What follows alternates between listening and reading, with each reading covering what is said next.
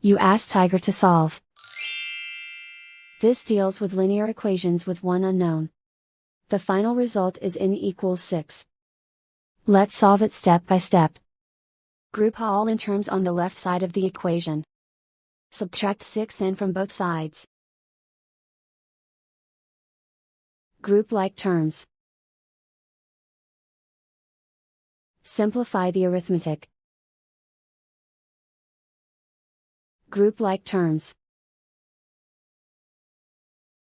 Simplify the arithmetic.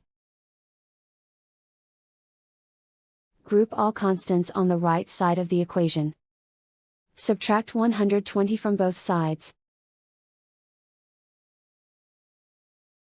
Simplify the arithmetic.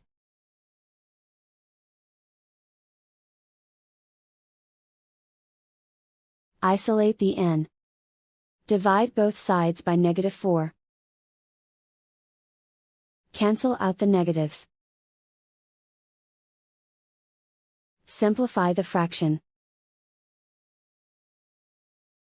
Cancel out the negatives. Find the greatest common factor of the numerator and denominator. Factor out and cancel the greatest common factor. And so the final result is n equals 6.